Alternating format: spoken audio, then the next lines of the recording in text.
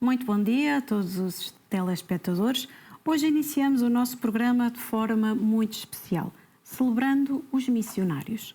Temos a honra de receber um convidado singular, o Padre José Rebelo, missionário comboniano, jornalista e colaborador das obras missionárias pontifícias.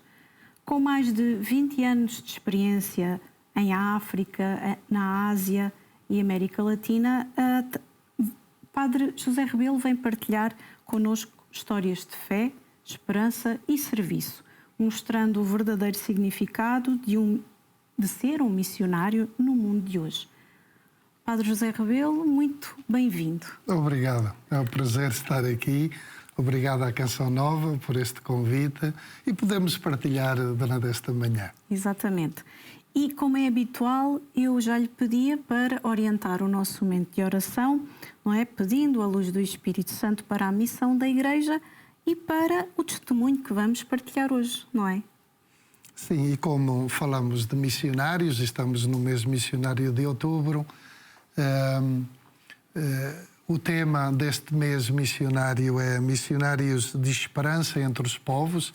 É este o tema sugerido pelo Papa, ainda pelo Papa Francisco. Exato. Porque a mensagem para o Dia Mundial das Missões foi ainda escrita pelo Papa Francisco.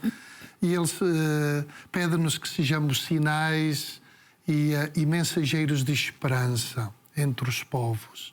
E para darmos esperança, temos que ter esperança. Por isso pedimos ao Espírito Santo que nos faça pessoas de esperança, pessoas de primavera, pessoas que podem partilhar esta esperança com os outros. E eu sugiro que façamos uma oração que aparece aqui no nosso guião missionário para todo o ano, este guião que nos orienta durante o ano pastoral. Esta oração vem em Espírito Santo. Então, recolhemos-nos e rezamos em nome do Pai e do Filho e do Espírito Santo. Amém. Vem, Espírito Santo, e enche de esperança o coração do mundo. Renova o nosso coração e torna-o capaz de amar sem limites. Vem, Espírito de amor, e ilumina os caminhos de paz e de reconciliação entre os povos. Vem para todos os pobres do mundo, para todos os que choram, para os que têm fome e sede de justiça. Vem, Espírito de vida, e acende no coração dos jovens o desejo da vocação missionária.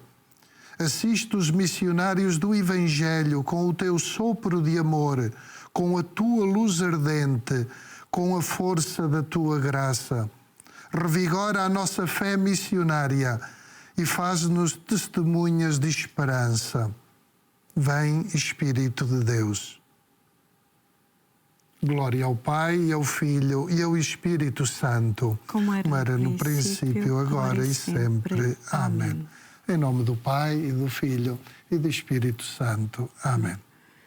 Padre José Rebelo, então vamos nos direcionar aqui para a nossa sala de estar para podermos então partilhar um bocadinho, não é, sobre si, não é, sobre este tema do nosso programa também de hoje. E eu começava já por lhe perguntar quando é que sentiu o chamamento ao sacerdócio e porquê é que escolheu esta congregação dos missionários combonianos? Pois, essa ideia de ser missionária sempre existiu. Desde que me lembro, eu tive sempre essa ideia. É como se fosse uma ideia inata em mim. Deus pôs essa ideia no meu coração, acho. Os meus pais descobri depois, quando comecei a ter o uso da razão, que estavam em contacto os missionários combonianos, tinham uma bolsa de estudo, isto é, apoiavam na formação de um missionário que depois veio a trabalhar na Etiópia e já faleceu de cancro, infelizmente, um santo homem, um santo missionário. E, portanto, eram benfeitores dos missionários combonianos. Mas eu acho que o mais importante é que houve muitos anos em que me senti um missionário improvável. Isto é, quando no seminário ouvíamos certas imagens, víamos certas imagens e havíamos certas histórias de África, sobretudo de África, eu sentia medo. Apesar de tudo, sentia atração por ser missionário. Claro. E houve um tempo em que, digamos, a minha vocação, a história da minha vocação se identificou bastante com a história da vocação do profeta Jeremias. Isto é, eu sentia-me inadequado para responder a Deus, mas Deus levou a melhor. É esta a experiência de Jeremias, quando diz: tu seduziste-me, Senhor, e eu deixei-me de seduzir. Portanto, a gente vê a enormidade do trabalho, vê a grandeza daquilo, do desafio, sente-se que não tem as qualidades suficientes para essa resposta, mas ao mesmo tempo não se consegue saltar fora, claro, porque Deus é mais forte. Isso é que, acho eu, é o mais importante. E como é que foi o seu percurso missionário ao longo destes anos? Digo assim, em que países, em que funções, em experiências marcantes? Pois, eu já levo 39 anos de padre, 39. Destes, a maior parte de passeios fora de Portugal. Na África do Sul, 13 anos, por 2 vezes, 7 anos nas Filipinas, 1 ano no México. E a minha primeira experiência na África do Sul, depois de 6 anos, foi interrompida porque precisavam de alguém para trabalhar aqui nas nossas revistas missionárias, a Alemar e a Audácia, que muitas pessoas recebem e que são 2 marcos da informação missionária. E depois trabalhei aqui 8 anos e depois voltei a sair em 2004 para o México para fazer um curso de reciclagem, de ajornamento, 1 ano sabático. E de lá eu pensava voltar à África do Sul, porque era a realidade que eu conhecia, tinha aprendido a língua local, daquele povo onde trabalhei, o povo no norte do Soto, ou Sepede, e, portanto, culturalmente sentia-me um bocadinho mais integrado, mas nessa altura pediram-me para ir para as Filipinas. Portanto, foi assim um salto enorme, porque a Ásia é bastante diferente da Ásia. Nós, portugueses em geral, identificamos-nos mais com a África. Temos uma longa história em comum com a África. E também com a Ásia.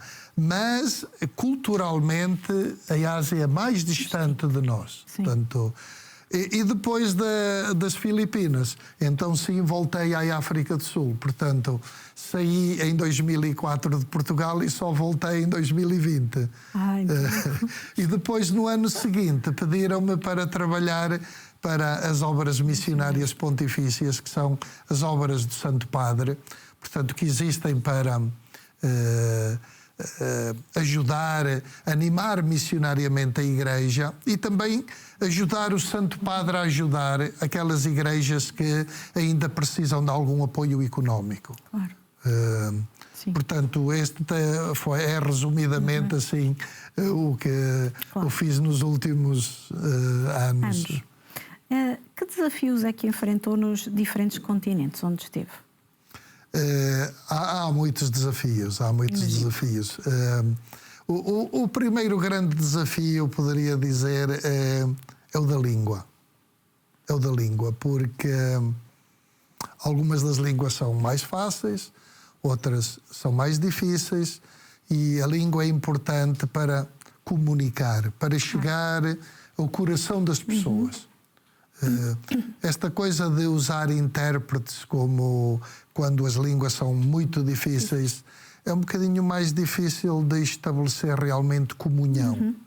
A língua é muito importante, mas é um desafio grande, porque é preciso começar com o beabá da língua, é preciso fazer-se criança, cometem-se erros, é preciso ser corrigido. é um processo humilde, digamos. É uma aprendizagem humilde. A língua é importante. Por exemplo, a primeira diocese onde trabalhei, na África do Sul, tinha várias línguas.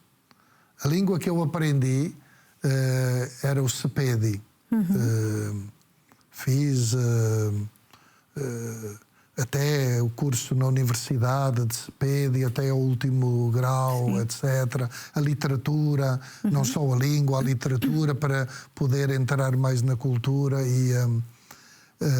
Mas na diocese havia também, além do inglês, naturalmente, de alguns brancos que falavam afrikaner, havia o Xangana, que é falado naquela zona junto a Moçambique, e que também se fala em Moçambique, e o Swazi, junto à Swazi, que era a Swazilândia. Agora tem um outro nome, foi rebatizada. Mas para dizer várias línguas dentro da mesma diocese. Sim. Portanto, não é, na mesma paróquia, há paróquias que falam prevalentemente, por exemplo, junto a Moçambique, junto ao Kruger Park, que falam Xangana e que falam Suto, ou uma versão do Suto do Norte, do Sepedi. E nas cidades negras, nas chamadas townships, a mesma língua, as diversas línguas podem aparecer na mesma frase. Uma palavra de uma língua, uma palavra de outra. Aquilo é realmente um pote entre as várias línguas. Exato, é uma grande mistura. Portanto, a língua seguramente é o maior desafio. Depois a cultura. Pois, era isso que eu lhe ia perguntar. A cultura, os costumes, a maneira de pensar, a maneira de ser, a comida é parte da cultura. A comida pode ser muito diferente. Podemos gostar ou não gostar. Sim. Agora, não é de muito bom tom a gente ser convidado e não comer. Claro. Por mais... E a cultura, a comida é muito cultural. Eu posso dizer, por exemplo, que na África do Sul comem um tipo de vermes que crescem em várias plantas, etc. Que a nós pode nos repugnar um pouco. Claro. Mas também, só para dar um exemplo, se lhes mostrarmos os camarões naquela zona, sim, acham horríveis. Por causa dos olhos enormes, etc. Portanto, nós achamos horríveis algum tipo de vermes. E eles acham horríveis outras coisas que nós apreciamos e que até nem são baratas. Sim, pois não. Portanto, a comida também é parte desta cultura. E depois há muitas coisas às quais podemos estar habituados e não haver. Isto depende, naturalmente, das zonas, dos países, claro, dos locais em que trabalhamos. E nestes lugares todos, o que é que ficou para si? O que é que pode dizer que ficou, que aprendeu com estes povos? Aprendemos sempre. Nós mudamos. A relação muda-nos. Se houver uma relação de empatia, se fizermos um esforço de entrar na cultura, a que chamamos inculturação, nesse esforço nós saímos transformados. Damos o nosso contributo, mas ao mesmo tempo recebemos. Por exemplo, em África há valores e cada povo tem os seus valores. Não é que uns valores são mais elevados do que outros. Todos podemos ganhar na interação. Por exemplo, na África dão muita atenção ao relacionamento. Portanto, o relacionamento, a amizade, dão muita atenção ao aspecto celebrativo. O tempo importante é o tempo presente, é o aqui e agora. O tempo futuro é incerto. Há culturas e há línguas onde não existe o futuro. o verbo futuro. Porque o futuro ainda não está aí. Portanto, o que interessa é agora o presente. Por isso é que às vezes, até em termos de programação, há uma debilidade, uma fraqueza na programação, porque o que importa é aqui e o agora. Estarmos juntos aqui e agora, celebrarmos e vivermos aqui e agora. Por exemplo, nas Filipinas, por exemplo, eles são muito artistas. São muito artistas, seja a cantar, seja na impaginação de coisas. Por exemplo, os artistas que tínhamos a ajudar-nos a fazer a revista eram extremamente criativos. Eu aprendi muitíssimo com eles. Ainda hoje me ajudam. Esta capa do guião foi feita por artistas filipinos. Enfim, são muito criativos e, portanto, todas as culturas nos enriquecem e eu senti-me enriquecido por elas. Muito bem. Vamos já continuar a nossa conversa, Padre José Rebelo. Vamos falar aí também, saber aí um bocadinho o papel dos meios de comunicação. Mas esta primeira parte ainda não acabou. Hoje temos uma novidade especial, uma rubrica inteiramente dedicada ao amor e à união. Quem diria que planear um grande dia exige tanto foco, tanta atenção e uma boa dose de emoção. Então fiquem connosco aí desse lado, vamos descobrir mais sobre este universo inspirador dos casamentos. Até já.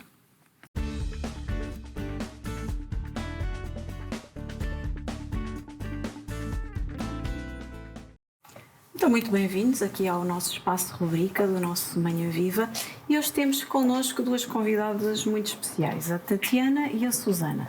Elas são organizadoras de casamentos da Wedding Box. Elas vêm partilhar connosco as grandes tendências para o próximo ano de 2026. Portanto, se pensa casar no próximo ano, fique atento, atenta, porque vêm aí dicas essenciais para tornar o seu dia ainda mais especial. E nesta primeira parte desta conversa vamos focar-nos essencialmente na decoração. As cores, os estilos, as inspirações que vão marcar em 2026.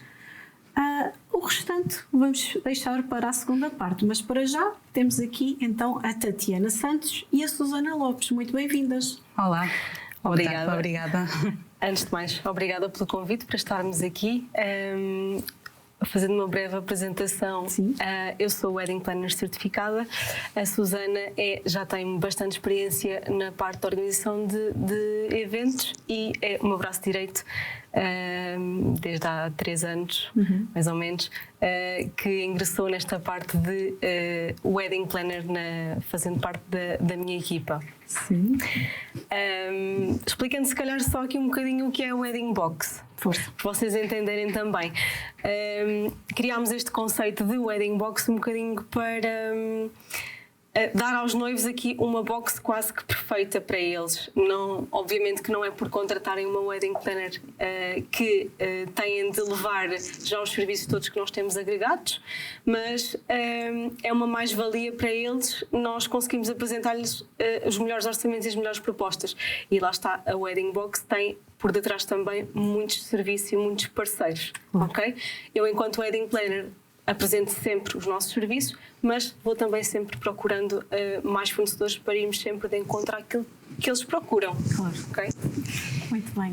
Susana, não sei se tem alguma... É exatamente isso que a Tatiana diz, é facilitarmos ao máximo a vida aos nossos noivos, pronto, para que eles consigam aproveitar ao máximo desde o dia em que o sim é dito até ao dia em que o outro sim, o sim final, exatamente, é dito também. Muito bem. Então, quais é que são as principais tendências de decoração que prometem marcar os casamentos do ano que vem, 2026? Primeiramente, é dizer aqui um bocadinho, explicar também às pessoas que tendência não é regra, ok?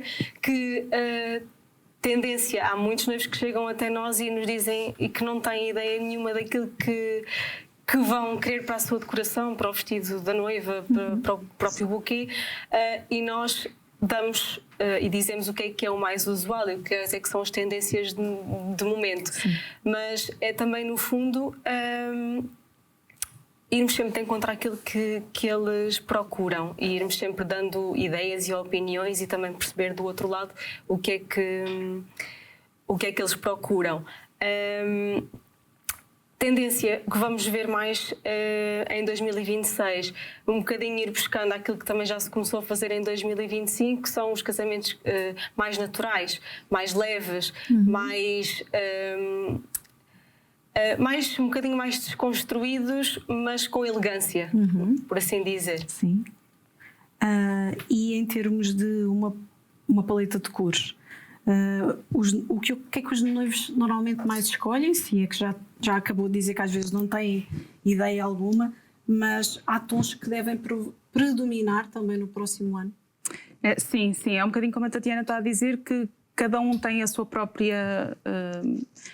o seu próprio ideal de casamento e vamos buscar um bocadinho as cores sempre de acordo com isso. E como os casamentos são cada vez também mais naturais, indo sempre buscar aos tons também pastéis, mas o verde oliva também, que já se viu muito, as cores mais vivas como o amarelo ou os terracotas, são cores que também se vão usar bastante, lá está, sempre com o toque de elegância e de coerência entre todo o casamento. Claro. E observa-se também uma viragem para casamentos mais simples e intimistas ou pelo contrário ainda está assim em grande voga, digamos assim, os casamentos mais sofisticados e exuberantes? Cada vez mais se vê a escolha pelos casamentos mais intimistas, casamentos um pouco mais pequenos também. Antigamente eram aqueles casamentos gigantes de 400, 500 pessoas, o que for. Mas, hoje em dia vê-se casamentos mesmo muito pequenos, de 50, 100 pessoas, já é até grande este número de 100 pessoas. Mas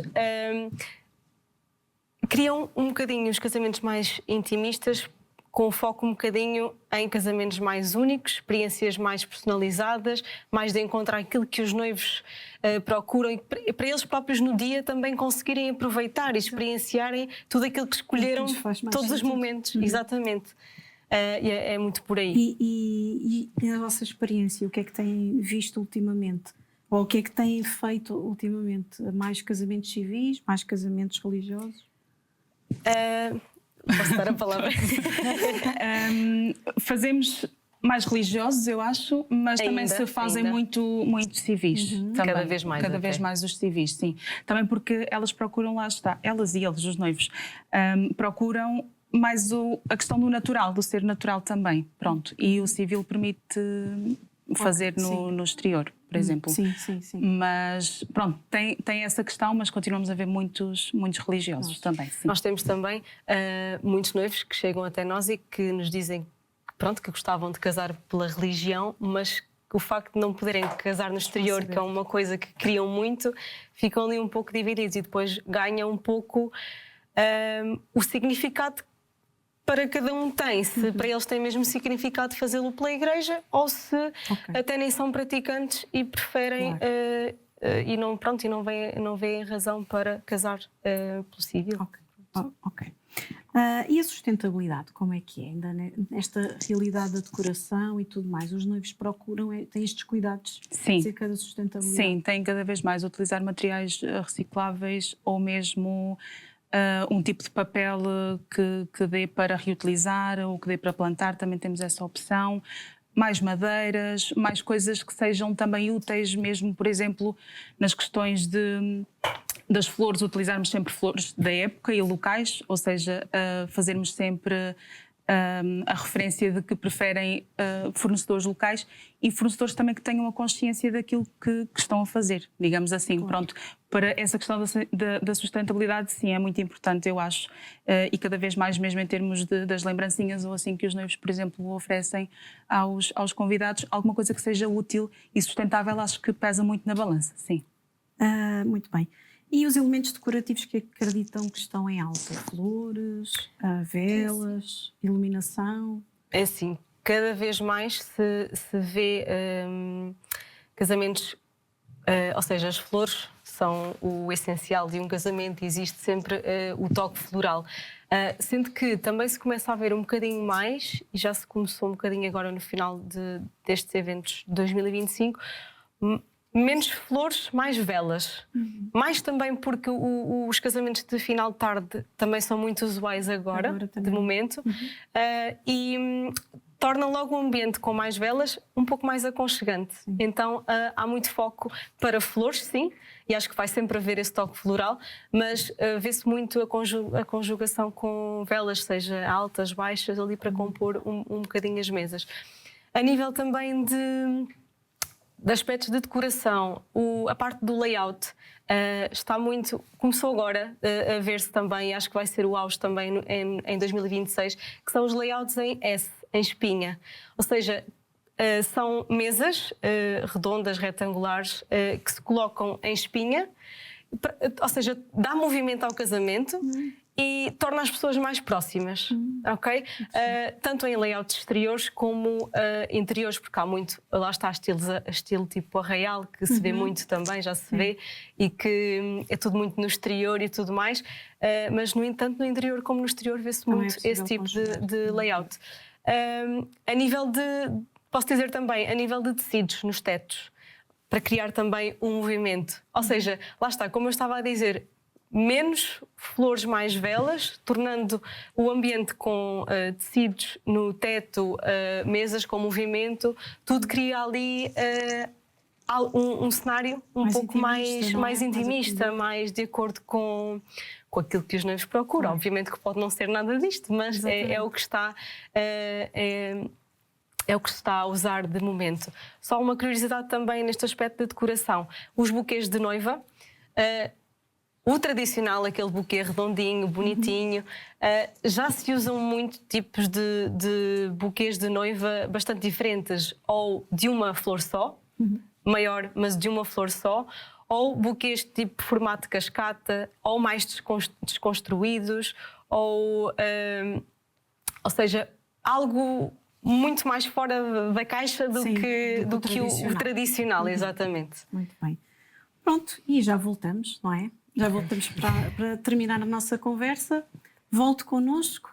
Acabamos aqui a nossa primeira parte, mas volte connosco para a segunda. Até já.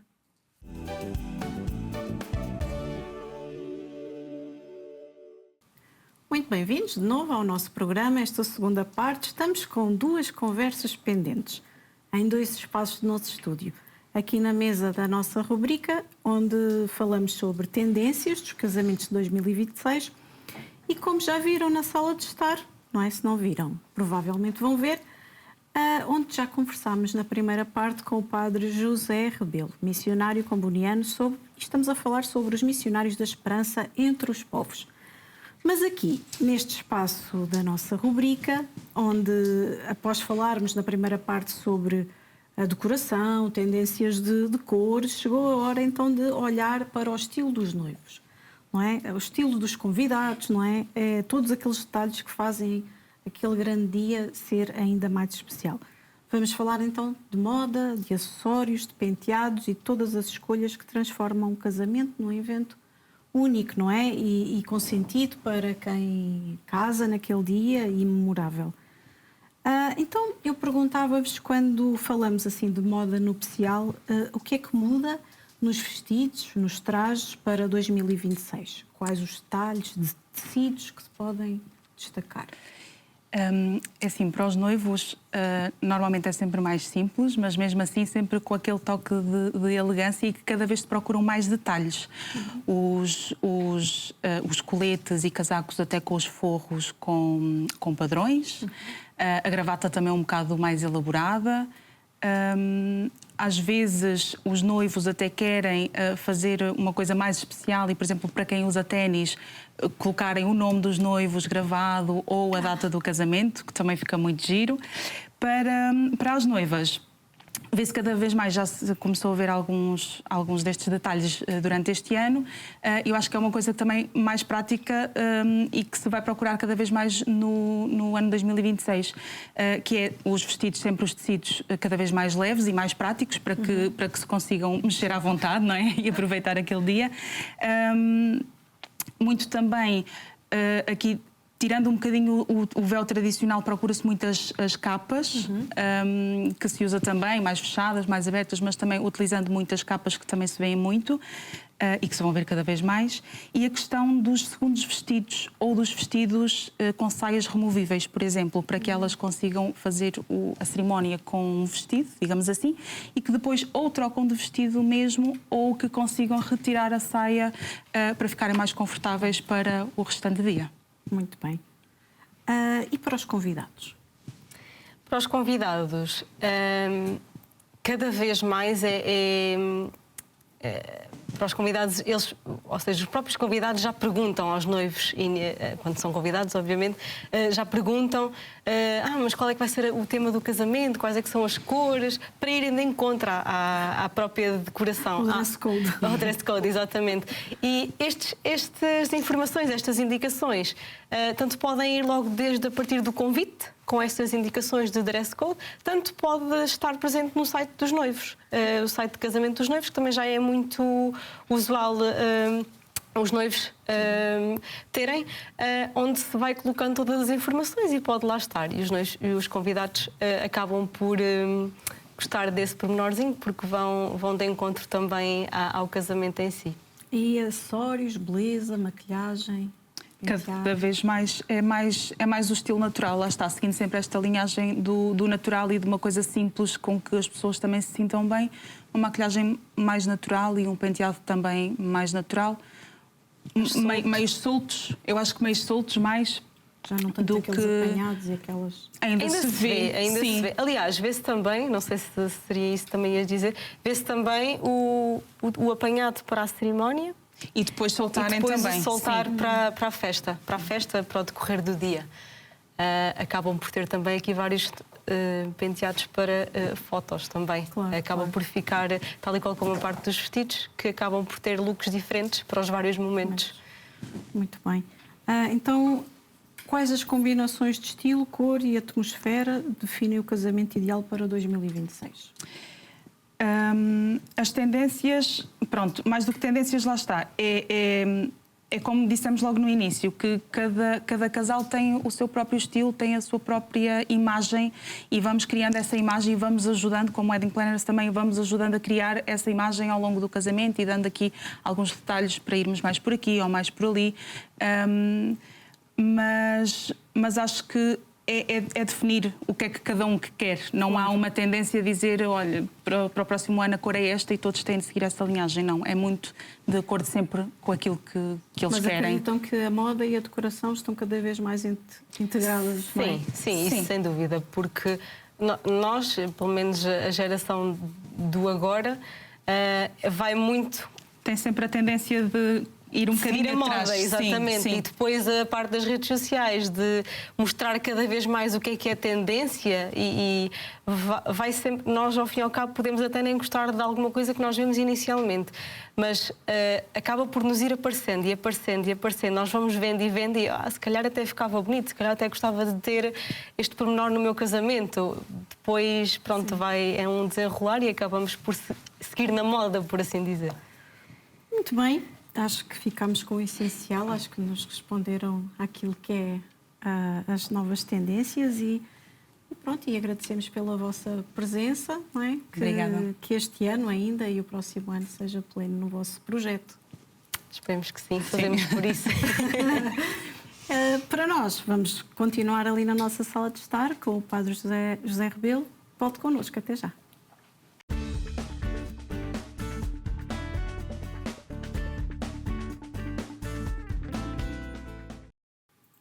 Então, Padre José Rebelo trabalha provavelmente ainda como jornalista, não é? Jornalista missionário. Como é que é comunicar a missão e que papel têm os meios de comunicação na animação missionária? Bem, os meios de comunicação social, todos os meios de comunicação são muito importantes para comunicar a missão, porque podem transmitir testemunhos, experiências que nos podem enriquecer a todos e todos precisamos de ser enriquecidos. Eu diria que é importante nessa comunicação seria a reportagem ir aos locais e ver como é que os missionários vivem, o que é feito, as experiências de todos. A missão é uma grande fonte de notícias e de informação. Desde logo o aspecto de aventura, o aspecto de risco.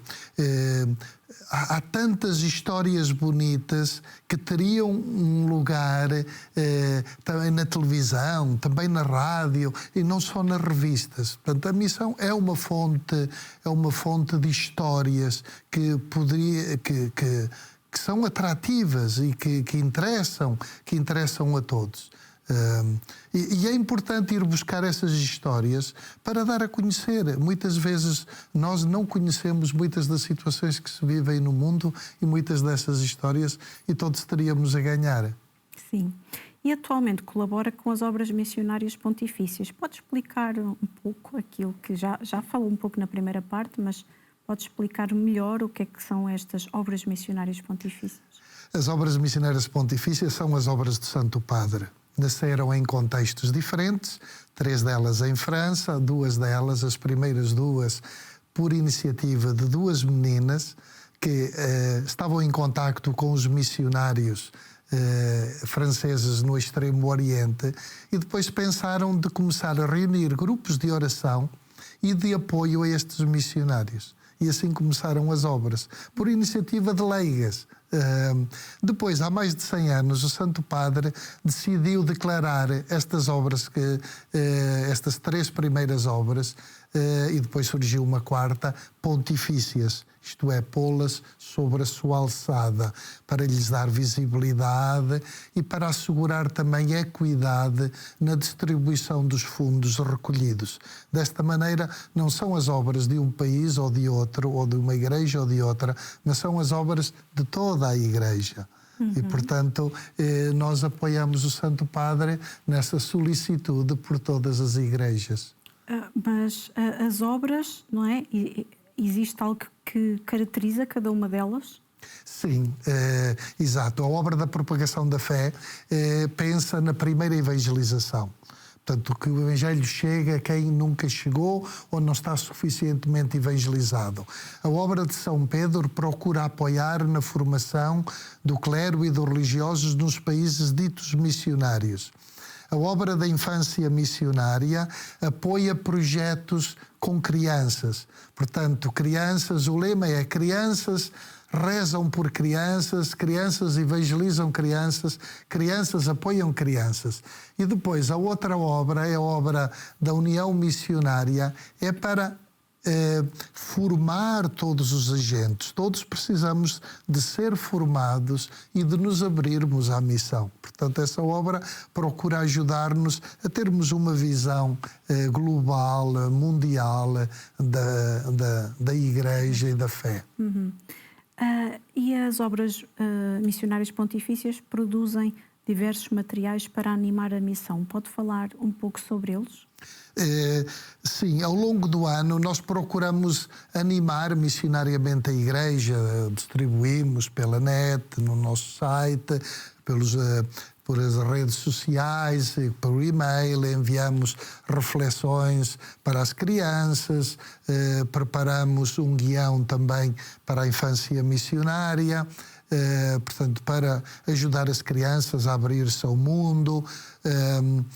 Preparamos um guião missionário de que falei antes, este livrinho, que nos ajuda ao longo do ano pastoral, com algumas reflexões, com algumas celebrações que nos podem ajudar individualmente ou podem ajudar as comunidades quando se reúnem para rezar o terço, fazer a via sacra, fazer uma novena à Santa Teresinha, visitar um doente.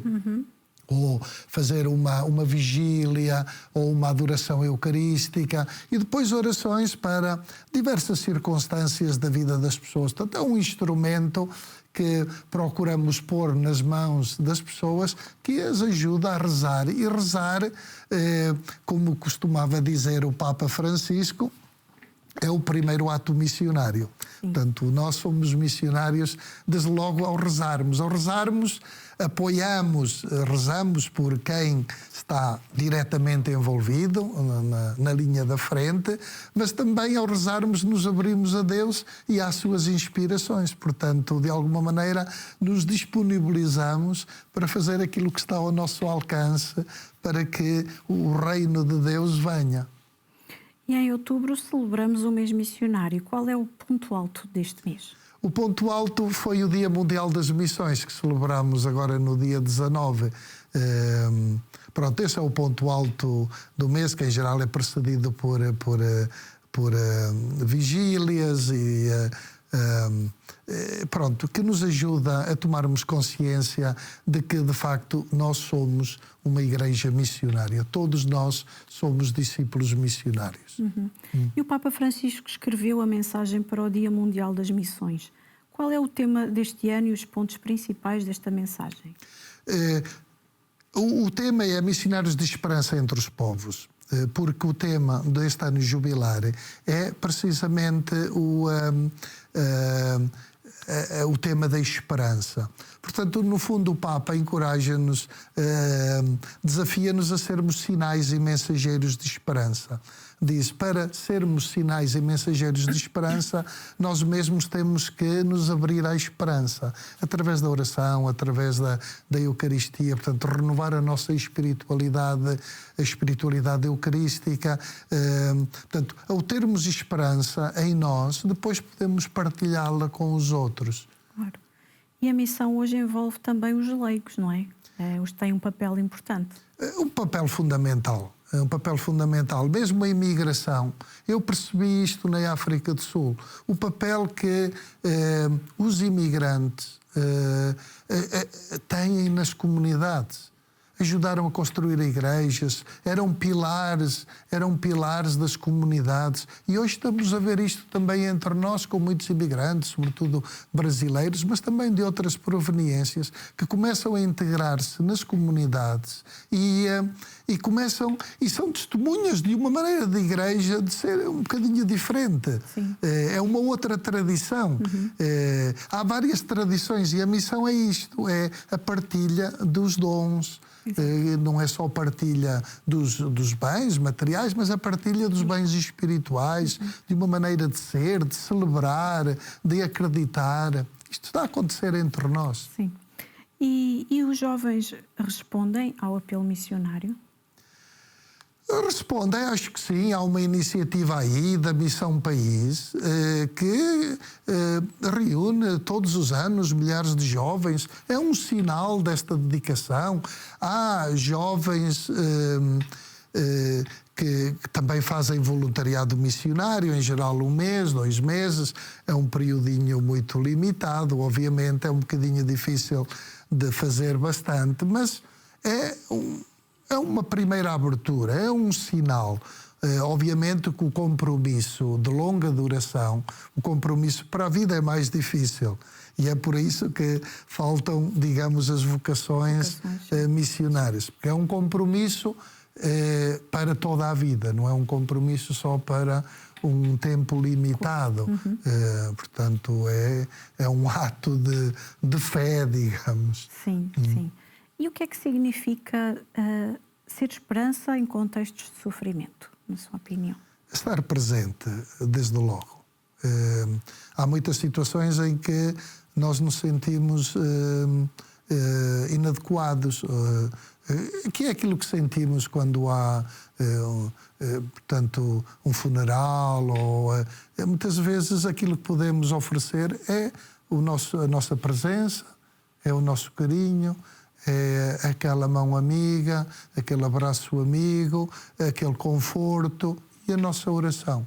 Muitas vezes não podemos fazer muito, mas o facto de estarmos e estarmos próximos já ajuda a comunicar esperança. O Santo Padre, na mensagem dele, disse que há graves sinais de falta do humano, isto é, muitas vezes a distância, a indiferença, o não se preocuparem com quem é mais débil, com os idosos. Portanto, há um campo enorme para fazer alguma coisa, para se envolver. Sim. E neste tempo que vivemos, de guerras, de migrações, né, de pandemias, como já tivemos, como é que vive um missionário nestas realidades? Vivemos um bocadinho, acho, como todos, enraizados, procurar estar enraizados na fé e na palavra de Deus. É daí que nós temos a força para depois enfrentar os desafios, as dificuldades. Portanto, digamos, nós não somos mais fortes do que as outras pessoas. A única coisa é procuramos estar mais enraizados em Deus. Ele é a nossa força, Ele é a nossa esperança. É o nosso sentido. Há uma experiência concreta de missão que gostaria de reviver? Houve tantas, mas eu posso contar uma que me aconteceu na China, que diz um bocadinho as dificuldades que às vezes a gente pode encontrar. Eu, quando trabalhava nas Filipinas, tinha combinado ir passar a Semana Santa com um colega que trabalha em Macau para a China, na China. E desde logo tive dificuldade em ter o visto por 2 semanas. Disseram, vem para Macau que aqui consegues o visto e é fácil. Afinal, não. E eu pedi, então, mas eu agora já tenho bilhete de avião para 2 semanas e tenho que regressar ao fim do ano. Uma senhora que me ouviu e que tinha uma agência disse, não, nós arranjamos um visto por 1 mês. Portanto, foi assim quase uma coisa extraordinária e conseguimos, fomos. E durante toda a semana o meu colega, porque eu não sei mandarim, conversou, etc. E nós até pensávamos que fosse bastante livre, não houvesse problemas, impedimentos. Depois começámos a notar que havia aquela missa crismal na Semana Santa e o padre recebeu a comunicação de que o bispo underground, o bispo que não reconhecido pelo governo da China, por Pequim, ia fazer a missa crismal às 4 da manhã. Como jornalista eu queria participar. Claro. Ele disse logo, nem pensar. Mas todas as comunicações a partir dali, ele nunca usou mesmo o telefone para que não pudessem rastreá-lo e saber onde era a celebração. E mais, e ele disse, e a polícia pode vir por vós, portanto, à meio da noite, fomos levados para a cidade para dormir em casa da irmã, para que não houvesse ali problemas. Depois, domingo de Páscoa, ele pediu-me para eu pregar. Eu pregava em inglês, fazia a homilia em inglês e o meu colega traduzia em mandarim. E durante a celebração, estávamos na comunhão e houve um sururu na comunidade em que dizia a polícia. Portanto, aí entendemos que ele tinha sentinelas para evitar, porque um estrangeiro não pode participar de uma celebração, mas não pode conduzir, não pode ter parte ativa. Pode estar sentado nos bancos da igreja, mas não pode conduzir. Então, agarraram em nós e meteram-nos debaixo do altar. Havia umas portazinhas assim e ficámos ali os dois fechados às escuras e uns minutos até que vieram dizer não, a polícia passou e portanto toda aquela aparência de liberdade não era tão porque de facto se éramos presos, éramos deportados. Claro. E também o trabalho do meu colega era posto em xeque. Exato. Porque a igreja chinesa ficou ao tempo da Revolução Cultural. Portanto, o Vaticano II e todos os desenvolvimentos da Igreja não têm conhecimento e precisam de formação e querem formação e convidam a formação. É uma Igreja em crescimento, é uma Igreja viva, mas tem estes problemas com políticos, com a autoridade política. Nos últimos anos houve algum diálogo, mas ainda há dificuldades.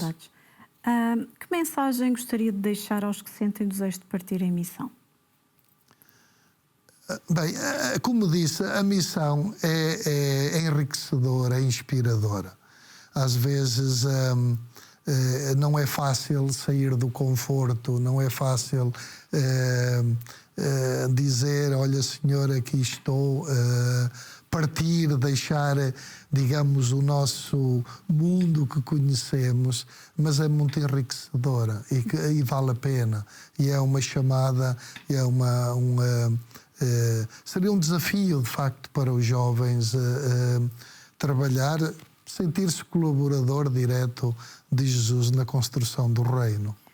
E aqui em Portugal, como é que se pode ser, não tendo esse desejo de partir, mas como é que em Portugal se pode ser missionário sem sair do próprio lugar? De muitas maneiras. Em primeiro lugar, ser colaborador dos padres. Cada vez há menos padres e eles não chegam a todo lado. Eu sempre me lembro do meu pai. O meu pai sempre se sentiu um animador missionário, no sentido que ele recebia, por exemplo, da Associação de Ajuda aos Leprosos, a caixinha para recolher, e ele ia aos bancos onde tinha dinheiro e pedia às pessoas, aos funcionários, para deixar a caixinha. E depois ia recolher e mandar para... promovia a revista Aleimar, ia falar com os amigos dele e dizia, olha, porque é que não assinais a revista? Isto dá um conhecimento alargado, ajuda-te de facto a amar o mundo. E promovia a revista. Depois, com os amigos que tinham mais possibilidades, promovia essas bolsas de estudo, isto é, pedia-lhes que colaborassem com os missionários. Era o icônomo da nossa capela, aquilo não é uma paróquia, era uma capela, mas ele fazia a sua parte. Claro. Mas há muitos outros, como catequistas, claro, como leitores, exatamente, como tantas maneiras, voluntariado nos hospitais, a visitar os idosos, aquelas pessoas que muitas vezes não têm quem as visite, e é deste modo que se é missionário de esperança. Muito bem. E antes de terminarmos, Padre José, vamos convidar todos a assistir um vídeo oficial do mês missionário de 2025, que nos apresenta a missão como um verdadeiro dom, não é, de esperança para o mundo.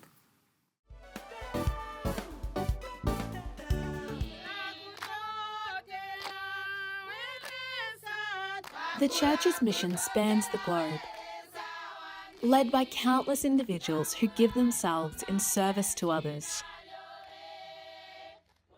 Together, they bring hope to the peripheries and inspire lasting change. They are missionaries of hope among all peoples.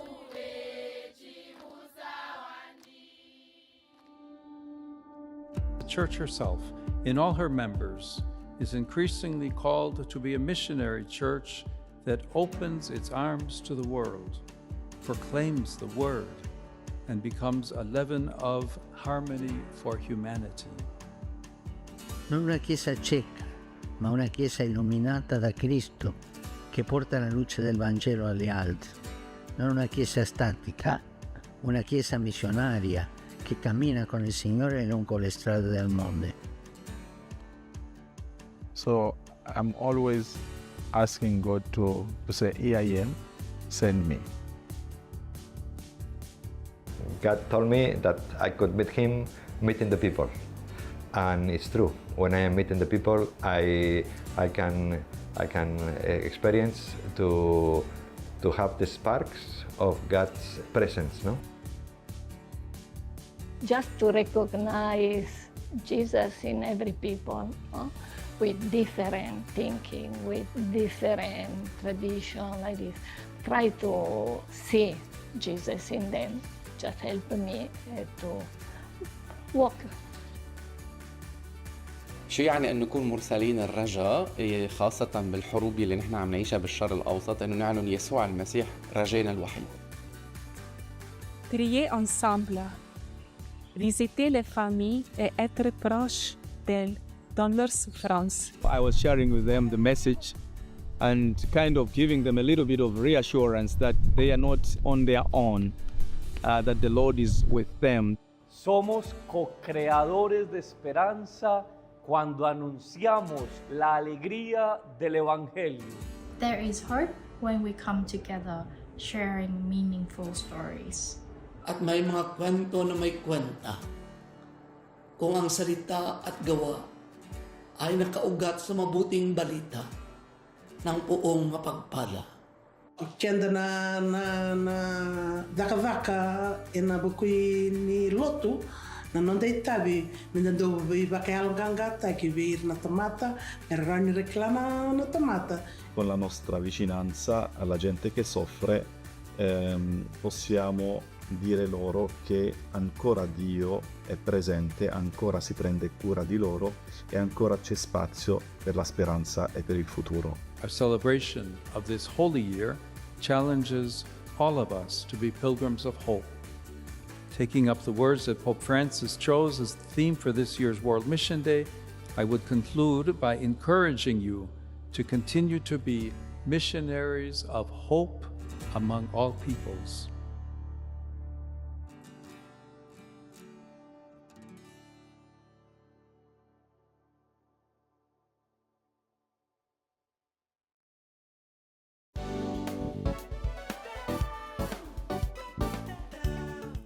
E aqui ficamos com este vídeo, não é, para este mês, para todos os missionários que somos nós, não é? Todos.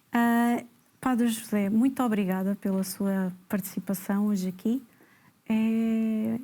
e que Deus abençoe também a sua missão atual, não é? Que Deus nos abençoe a todos, bem precisamos.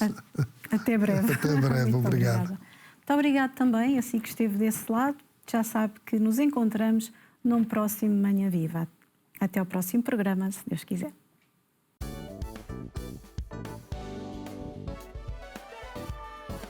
Se gostou deste programa, clique aqui na nossa playlist aqui em baixo para ver outros episódios. Se ainda não subscreveu o nosso canal do YouTube, faça-o já clicando neste botão aqui do lado e será logo o primeiro a saber todas as novidades.